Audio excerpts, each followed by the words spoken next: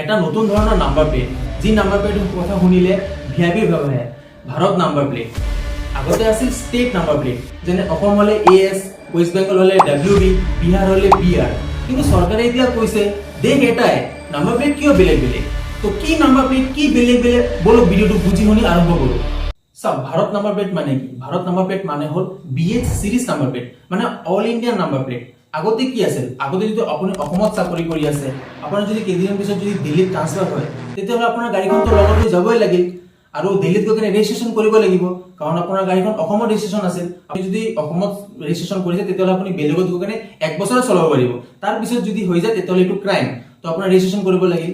কিন্তু এতিয়া Bharat number plate যদি লগায়, ইণ্ডিয়াৰ যিকোনো ষ্টেটত যিকোনো ৰাজ্যত আপুনি গাড়ীখন চলাব পাৰিব, না কোনো ৰেজিষ্ট্ৰেশ্যন নালাগে। আপোনাৰ গাড়ীখন সম্পূৰ্ণ ভাৰতৰ নাগৰিক, যিকোনো ৰাজ্যত চলিব, টেনচন ফ্ৰী। চাওক আপুনি নাম্বাৰ প্লেটৰ ষ্ট্ৰাকচাৰটো চাওক। প্ৰথমত কি লিখা আছে? 22 লিখা আছে, 22 লিখা আছে, মানে এইটো 2022ত ৰেজিষ্ট্ৰেশ্যন। এতিয়া চলি আছে 2025। এতিয়া যদি আপুনি ৰেজিষ্ট্ৰেশ্যন কৰে, তেতিয়াহ'লে সন্মুখত লিখা থাকিব 25।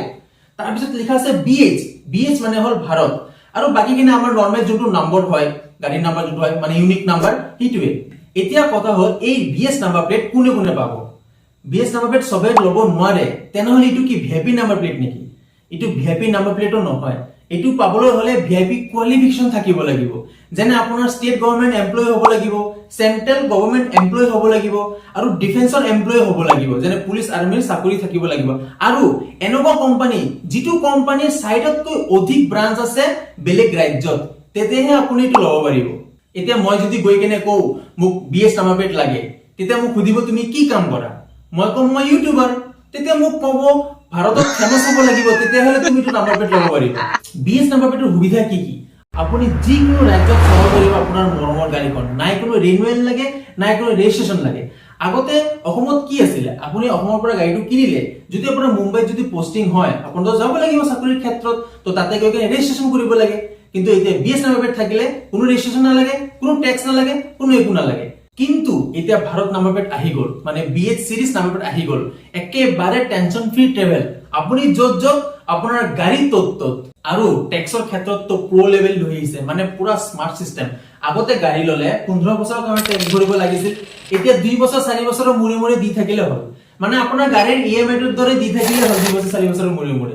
আগৰ নাম্বাৰ প্লেট সমূহ আছিল যেন লোকেল বয়। BH সিৰিজৰ নাম্বাৰ প্লেট সমূহ হ'ল নেশন বয়, মানে মই ভাৰতৰ মানুহ। ৰাজ্যৰ নাম্বাৰ প্লেট সমূহ হ'ল সীমিত এডিশন, আৰু BH সিৰিজৰ নাম্বাৰ প্লেট সমূহ হ'ল nation wide edition. State number plate থাকিলে এটিটিউড, BH নাম্বাৰ প্লেট থাকিলে ষ্টেটাস। তো বুজি পালে BH নাম্বাৰ প্লেট মানে কি আৰু কিয় বিশেষ? যদি ভিডিওটো চাই কিনে অলপো কিবা বুজি পালে, তেতিয়াহ'লে ভিডিওটো লাইক, শেয়াৰ এণ্ড সাবস্ক্ৰাইব কৰি দিয়ক। ধন্যবাদ, নমস্কাৰ, জয় আই অসম, জয় জুবিন দা।